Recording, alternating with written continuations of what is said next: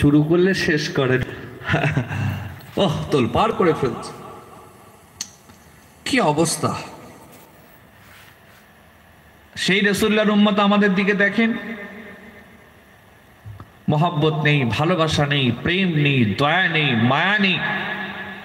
সেই রাসূল উম্মত যাকে আল্লাহ রাহমাতাল লিল আলামিন করেছেন, তার উম্মত আমাদের ভেতরে কোনো দয়াময় নেই। একটা হাদিস দেখছিলাম, আল্লাহ রসুল কিরকম হুজুর রসুল ছিলেন দেখুন, কেমন তারা দয়া মায়া ছিল।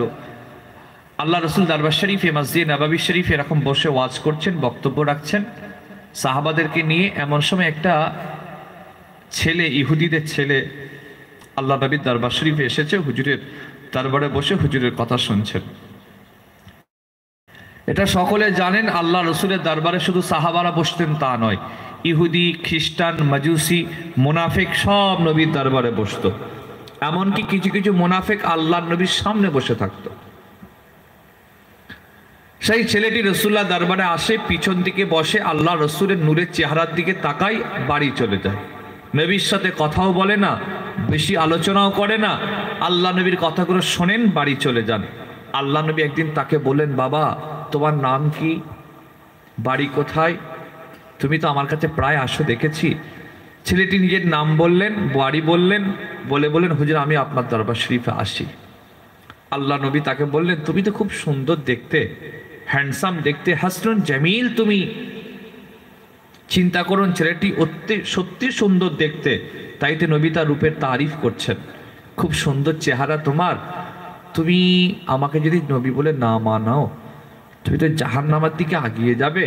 তা আমি একটা কথা তোমাকে দাবদার করলাম, দাবি রাখছি, এক কাজ করো, আমাকে নবী বলে মেনে ইসলাম গ্রহণ করে নাও। হুজুর তাকে ইসলামের দাওয়াত দিচ্ছেন। বাবা এত সুন্দর চেহারা নিয়ে আল্লাহর কঠিন জাহান্নামের দিকে আগিয়ে যাবে, এতে আমার মায়া হয়। আমি রাসূল চাই তুমি আমাকে নবী বলে মানো, আল্লাহকে আল্লাহ বলে মানো।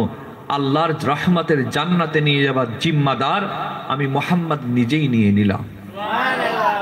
অফারটা ছোট না বড়? বিশাল বড় অফার।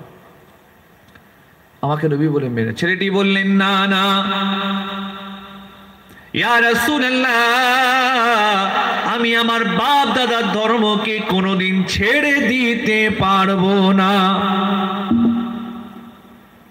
রাসূলুল্লাহ বললেন, ও বাবা ছেলে, এত সুন্দর দেখতে তুমি, কত সুন্দর তোমার চেহারা, আল্লাহ তোমাকে কত সুন্দর করে বানিয়েছেন। এত সুন্দর চেহারা নিয়ে আল্লাহর কঠিন জাহান্নামের দিকে আগিয়ে যাবে, আমার বড় দয়া হয়, আমার বড় মায়া হয়। আমি নবী চাই তুমি আমাকে নবী বলে মেনে নাও, ঈমান আনো, কলমা পড়ে নাও, ইসলামটা গ্রহণ করে নাও।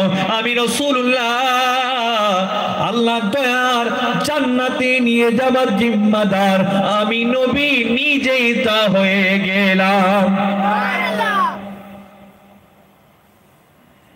রাসূল যখন তাকে ইসলামের দাওয়াত দিলেন, ছেলেটি বললেন, না না ইয়া রাসূলুল্লাহ, আপনাকে নবী বলে মানতে পারবো না।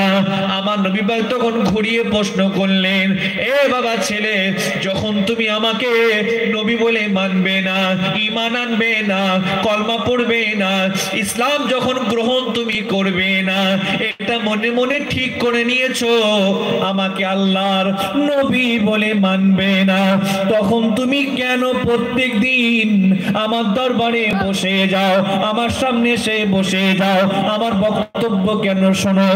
ও বাবা ছেলে, তুমি আমার দরবারে প্রত্যেক দিন আসার কারণে, বসার কারণে, চেহারার দিকে তাকার কারণে আমার মনে হতে লাগলো তুমি আমাকে আল্লাহর নবী বলে মানতে চাও। ছেলেটি রাসূলুল্লাহর উত্তরে জবাব দিয়ে বলেছেন, ইয়া রাসূলুল্লাহ, ও মুহাম্মদ, আপনাকে নবী বলে মানার জন্য সে বসি নাই।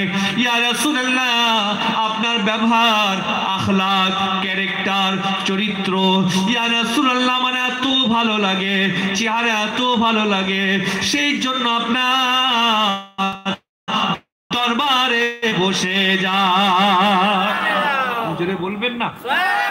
এতগুলো ছেলে আছে, দিল খুলে হবে না? আমার কথা কি বুঝে যাচ্ছে? মাইকের সাউন্ড ঠিকঠাক আছে তো নাকি? আলহামদুলিল্লাহ। ইয়া রাসূলুল্লাহ,